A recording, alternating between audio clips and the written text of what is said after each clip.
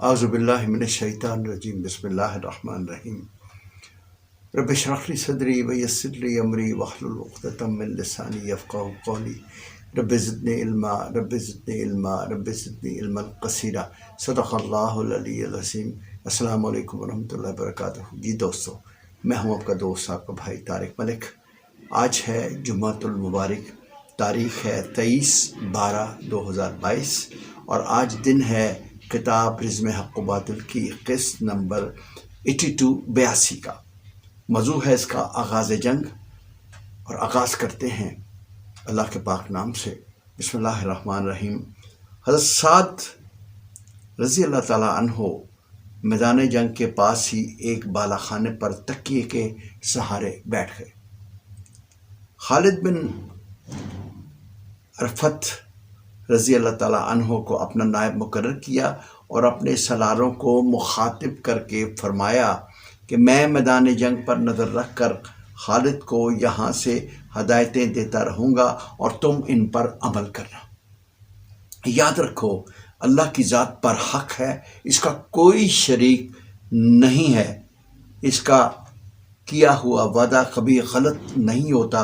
ہمیں سلطنت عجم کی فتح کی بشارت دے دی گئی ہے۔ پھر کہا کہ عرب کے شاطر خطیب اور آتش نوا ذرا اپنے بھائی بندوں سے مل آئیں، دیکھیں کہ ان کا حوصلہ کیسا ہے۔ یہ سن کر مغیرہ بن شعبہ، عاصم بن عمر، طلحہ بن خویلد، عمرو بن سعد کرب، ربی بن عامر حذیل سعدی رضی اللہ تعالیٰ عنہما چند ایک اور ساتھیوں کے ساتھ اسلامی لشکر میں گھوم کر آئے۔ رجز پڑھتے،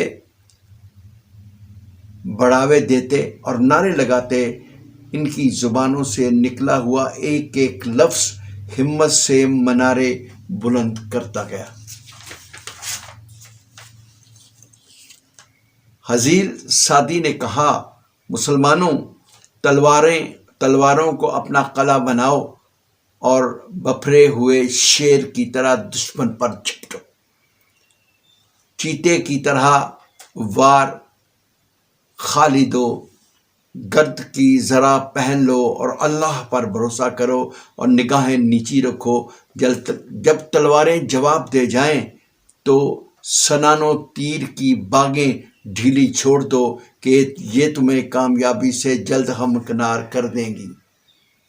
عاصم بولے، تم اللہ کے نام لیوا ہو اور وہ مشرک، تمہیں شہادت کی آرزو ہے اور انہیں دنیا کی تمنا، ہمت تمہاری کنیز ہے۔ آخرت پر نظر رکھو اور اللہ کے نام پر آگے بڑھو۔ کون تھا جس کے دل میں ان فکروں کو سن کر بڑھ نہ جاتا؟ مسلمانوں نے عہد کیا، فتح یا موت، اس کے سوا ہمیں اور کوئی صورت قبول ہی نہیں۔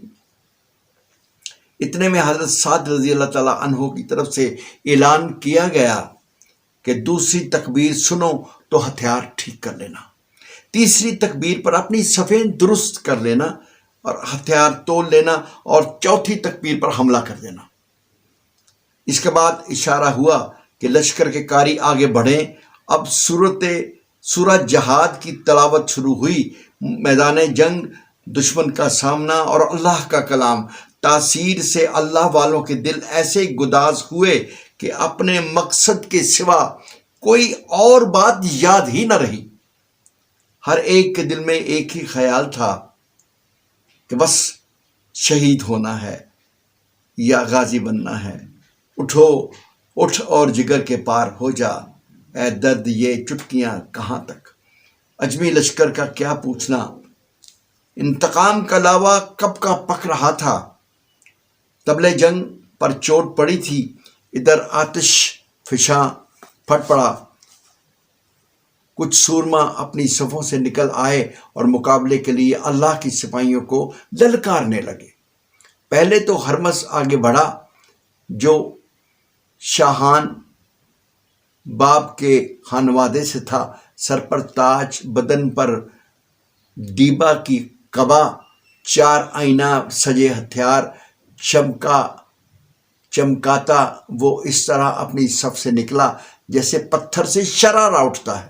ادھر سے غالب عبداللہ سعدی سینہ تانے، بازو پھیلائے، نعرہ بلند نکلے، پلک جھپکنے میں تلواریں میان سے نکلیں اور باز کی طرح بہادر ایک دوسرے پر جھپٹے۔ اس نے چاہا کہ اس کی ترکی تمام ہو۔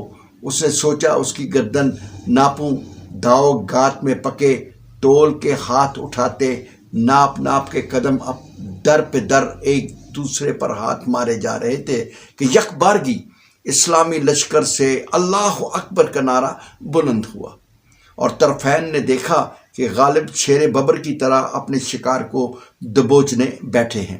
دشمن چیں بول گیا تو غالب اس کی گردن پکڑ کر اسلامی لشکر میں لے آئے۔ حریفوں کا میدان سے ہٹنا تھا کہ اجمی سب سے گھوڑا دوڑاتا ایک اور شہسوار نکلا۔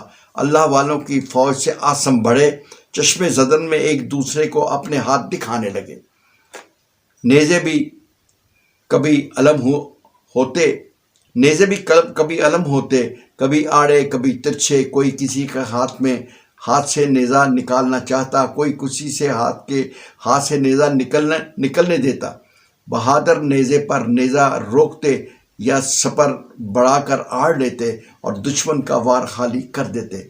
آسم دشمن کے وار دیکھتے، گھات لیتے، کبھی ادھر کبھی ادھر جپٹ رہے تھے کہ دیکھا ان کا ایک وار دشمن نے اپنی ڈھال پر لے لیا۔ آسم کو دور کی سوجی، نیزے کو داہنے ہاتھ سے اور زور دے کر پھرتی سے بائیں ہاتھ سے تلوار سونتی اور دشمن پر جھونک ڈالی۔ ایک آفت سے تو وہ مر کے جی رہا تھا، یہ نئی مار جو پڑی تو حریف کی سٹی گم ہو گئی۔ وہ میدان چھوڑ دم دبا کر بھاگا۔ آسم کہاں اسے جانے دیتے، خرگوش کی طرح بھگا کر اس کی صفوں سے پکڑ کر لائے۔ ایک بار پھر صفے مردان کار سے اللہ اکبر کا نعرہ گونجا اور پھر مسلمان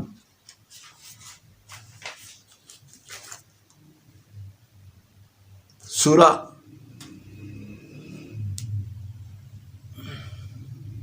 اللہ کا کلام پڑھتے، سورہ البقرہ، کہ ہمیں ثابت قدم رکھنا اور کافروں پر فتح عطا فرمانا کا ورد کرنے لگے۔ مادی کرب اسلامی لشکر کو ابھارتے رجز پڑھتے پھر رہے تھے۔ ایک بے مثال ایرانی تیر انداز اپنی کمان لیے آگے بڑھا، دیکھا وہ اپنی صفوں سے بہت آگے نکلے ہوئے ہیں تو چٹکی میں تیر لے کر ان پر چھوڑا۔ پیکان ذرا بختر میں سے ہو کر جسم میں گڑ گیا۔ مادی کرب سے غصے سے جھلجھلا گئے، پلٹے اور شیر کی طرح جھپٹے تو اس کے زریں کمر بند میں ہاتھ ڈال کر اسے اٹھا لیا اور سر سے اوپر گھما کر ایسے پٹکا کہ وہ پانی بھی نہ مانگ سکا۔ پھر ایرانی صفوں کی طرف بڑھے اور بولے، یوں لڑا کرتے ہیں شیران خدا۔ یہ مرحلہ تھا کہ فوجیں ایک دوسرے سے گتھ گئیں۔ وہ خون ریز مارکا رہا کہ قادسیہ کی فضائیں تھراتی رہیں۔ مسلمان پہاڑ کی طرح جمے تھے، اجمی سپاہ کا سیلاب آ کر ان سے ٹکراتا، لیکن جو خود بڑھ کر موت کو گلے لگانے آئے تھے، انہیں کس بات کی پرواہ تھی؟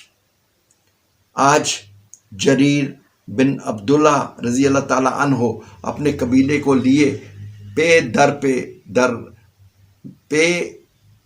بے درنگ بڑھ رہے تھے۔ رستم نے دیکھا یہ اجمیوں پر حاوی ہوا جاتا ہے تو حکم دیا، ان پر ہاتھیوں سے یورش کرو۔ نیزہ ہاتھوں کا 13 ہاتھیوں کا ایک دستہ آگے بڑھایا گیا۔ یہ موت کے سیاہ بادل تھے جو امڈے ہوئے آ رہے تھے۔ مسلمانوں کے گھوڑے وحشت زدہ ہو گئے اور سواروں کو پھینک کر بھاگے۔ بہادر ہاتھیوں کے پیروں تلے روندے جا رہے تھے۔ حضرت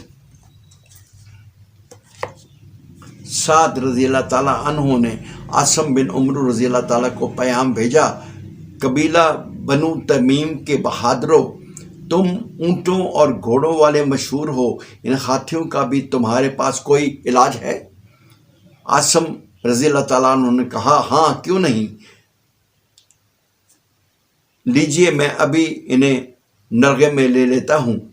فوراً انہوں نے اپنے بہترین نیزہ بازوں اور تیر اندازوں کو ایک جگہ جمع کیا اور پکار کر کہا ہاتھیوں کو زد میں لو، ہووچ کے سواروں کو تاکو، خبردار ان میں سے کوئی بچ کر نہ جانے پائے۔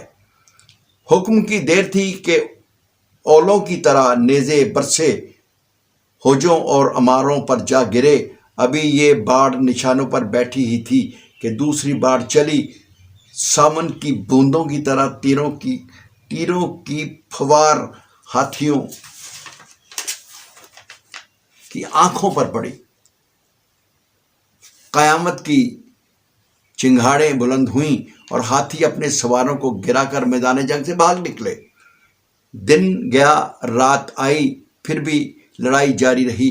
دشمن یلغار پر یلغار کرتا رہا، لیکن مسلمان بھی سر دھڑ کی بازی لگاتے رہے۔ ایک پہر رات گزری تو لشکر پیچھے ہٹے، میدان خالی ہوا تو زخمی اور شہید میدان جنگ سے اٹھائے جانے لگے اور مارکا آرا اپنے اپنے ہتھیار ثقیل کرنے لگے کہ دن بھر انہی کی آنچ میں گزارنا تھا۔ دوستو یہ تھا آج قسط نمبر 82۔ انشاءاللہ الرحمن اگلے جمعۃ المبارک آپ کی خدمت میں حاضر ہوں گا قسط نمبر 83 کے ساتھ۔ دوستو میرے اس پروگرام کو آپ نے شیئر کرنا ہے، اس کو دیکھنا ہے، شیئر کرنا ہے، تاکہ دور دراز بیٹھا ہوا کوئی بندہ جو غیر مسلم ہے اگر ہمارا یہ سن لے اسلامی معاملات کے جو ہیں، تو ہو سکتا ہے اس کے دل میں محبت جاگے اور اللہ اس کو ہدایت دے دے اور مسلمان ہو جائے۔